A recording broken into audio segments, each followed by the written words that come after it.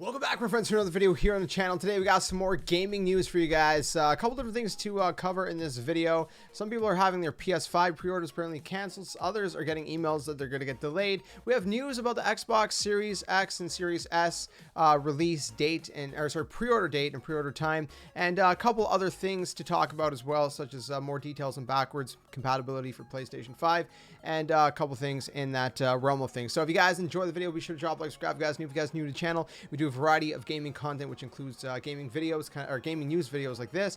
We also do gameplays and let's plays as well. I also stream sometimes over on twitch.tv/JSkeleton, and I have a Nintendo channel if you guys want to check out that in the description below. It's specifically for Nintendo content. We have a community Discord. Everything's in the description below. Make sure you guys are following me, by the way, at JSkeleton92 on Twitter, because I've been tweeting a lot about when pre-orders go live for some of these different things like the PS5 and Xbox Series X, Series S, etc. And I also just tweet just other kind of stuff as well that you may or may not be interested in. Anyway, so all that said, yesterday I talked about how the the RTX 3080, the NVIDIA 3080, there was a huge disaster with that. Bots claimed all of the GPUs within a minute, and partially that was because scalpers were able to set their bot for a very specific time and date, because we all knew the exact time that those pre-orders were going to be going live. And that's becoming a concern with the Xbox Series X and Series S, which pre-orders we know are going to be going live on September 22nd. So if you are trying to get a Series X or Series S, I wish you the best of luck. I hope that scalpers are not setting up their bots to do this the same way they did with the 3080, because if so, it'll be extremely hard to snag a Series X or Series S. I hate the whole scalping market, for lack of a better word. I think it's super shady, and I wish companies and corporations and websites, things like that, I wish they would find a way to squash scalping once and for all. Like eBay, for example, they could easily put in policies to basically squash scalpers, whatever that would be. Maybe that you can't sell a brand new product that's just released within a certain window, so much over the retail price. Maybe you could sell it a little bit over the retail price, like $50 or something, for your time and whatever, your time and effort, but like nothing crazy, nothing beyond that. I don't know. Anyways, so because of that, you're going to want to stay extremely ready, and you guys can expect the following dates and times and retailers for the Xbox Series X and Series S to go live. I'll throw it up on screen right now. So if you're in the US, it's going to be 8 a.m. Pacific, 8 a.m. if you're in Canada Pacific, which is 11 a.m. Eastern. UK time, there's Australia and New Zealand, and then you can see all the stores you can expect to be able to pre-order from as well. Microsoft Store pretty much for everywhere. Then of course different places have different retailers as well. Other participating retailers, most places include Amazon, Best Buy if you have that in your region, Walmart, EB Games, GameStop, typical stuff like that. So keep on the lookout for these retailers. Be ready at that time, because like I said, bots are probably gonna swipe a lot of them up, and scalpers are gonna try to scalp. So be ready. I wish you guys the best of luck. Let me know in the comment section below. Come back to this video or tweet me at JSkeleton92 on Twitter, or post in our Discord and let me know if you guys snagged an Xbox Series X or Series S when the pre-orders do go live, if you guys are trying to get one. Or if you're trying to get a PS5, let me know if you have got a pre-order for the PS5 yet, or what's the deal with all of that. Next up, let's talk about a bit more of backwards compatibility. So if you haven't heard, apparently 99% of PS4 games are going to be playable. They're going to be backwards compatible on the PS5, which is super exciting stuff. But Famitsu did an interview with Jim Ryan, the CEO. He had a little bit more to say on backwards compatibility. So Famitsu asked, throw it up on screen now, you guys can read it.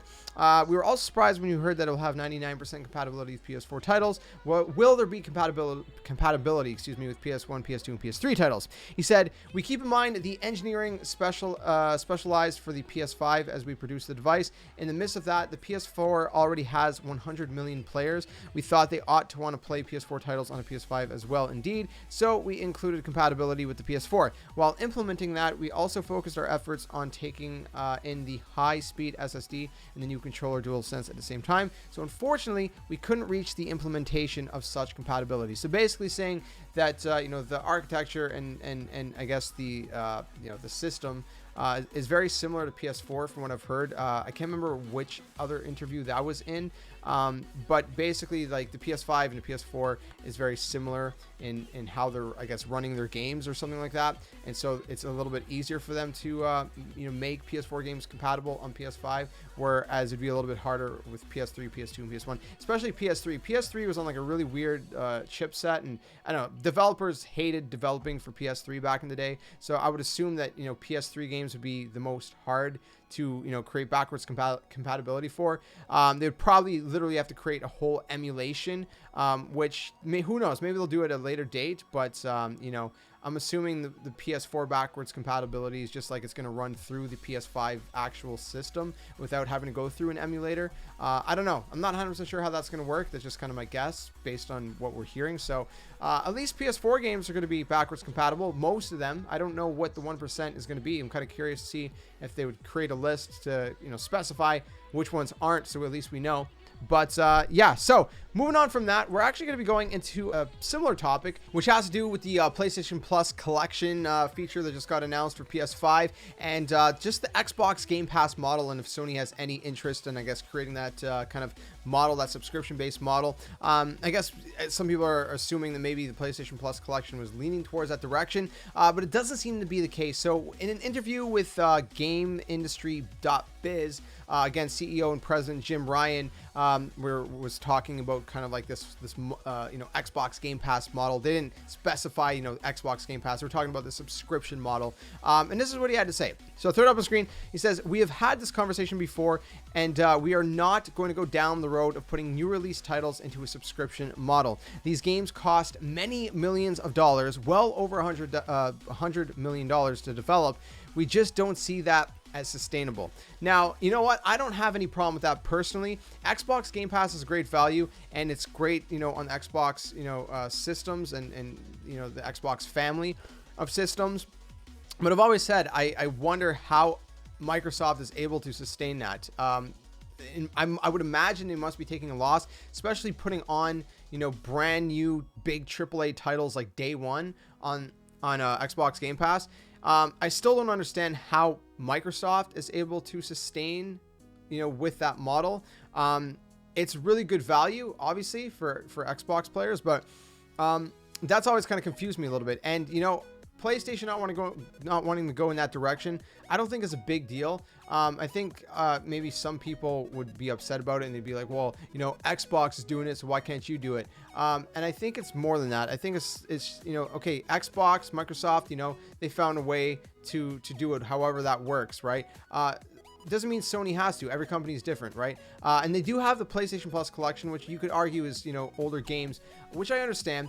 But I still think the PlayStation Plus collection is amazing value. It adds more value to PlayStation Plus in and of itself. And I'm sure there's a lot of people that haven't played those games. I have a buddy of mine that actually said he didn't play most of the games that are on the PlayStation Plus collection, believe it or not. So he's looking forward to playing a lot of those games for the first time. I'm sure a lot of people are as well. I know a good amount of people that have never played any of those games. Personally, I've played a majority of the games that are on the PlayStation Plus collection. There's a few in there that I haven't yet, but I have played definitely the majority of them myself.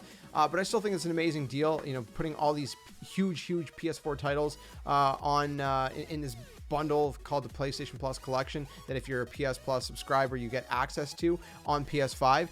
That's super huge, I think, in my opinion. I think that's really cool. So he also had a follow-up comment. He said the following. I throw it up on screen. He says, "We want to make the games bigger and better, and hopefully at some stage more persistent. So putting those into a subscription model on day one for us just doesn't make any sense. For others in a different situation, it might well make sense." Maybe he's talking about Xbox, I would assume in this. But for us, it doesn't. We want to expand and grow our existing ecosystem, and putting new games into a subscription model just doesn't sit with that. So, again, it's just every company works a little bit different. It doesn't mean that, it doesn't make the PS5 or the PlayStation family of systems or ecosystem any less valuable. Both companies have different values to their systems. There's pros and cons to both, systems, both platforms. And I don't think it's bad that, Microsoft is doing Xbox Game Pass and Sony isn't, doing something similar. They both find their own ways to add value to their platform, and I think they're both doing it in their own, individual ways. As much as I do love Xbox, I mean, you gotta admit, you know, Sony has those really, really big cinematic games, which Xbox just doesn't have. Xbox has a lot of great exclusives that I love. I love the Gears franchise. I love the Halo franchise. You know, I love a lot of those games, you know, like all the Ori games, but they don't really have those super big, you know, cinematic games ways PlayStation does with like The Last of Us or, you know, Ghost of Tsushima or the Uncharted games, all those, you know, kind of big cinematic games, like God of War.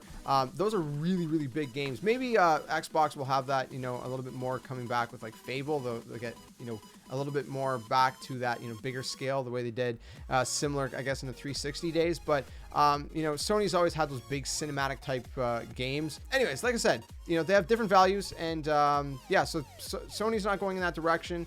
Personally, I'm not mad about it. I think the PS Plus collection is a great value. And I think the Xbox Game Pass is a great value for Xbox's platform. So different values for different platforms. So let me know what you guys think about that one in the comment section below. And then lastly, we got information about PS5 pre-orders. Some people are reporting that their pre-orders are getting canceled from various retailers. I think Walmart was one of them, where a few people said their pre-orders got canceled. We have some people saying that their pre-orders got delayed, which we'll touch on in just a second, because I think that one's a little bit more needs a little bit more of an explanation, because some people are freaking out about that, and I just want to kind of clarify that for you guys to put you at ease. But yeah, so regarding the you know, cancellations and stuff, there's a little bit of a mix in there, right? There's a handful of people that seem to have their pre-orders being canceled by a couple retailers. I think the main one is Walmart, if I remember correctly.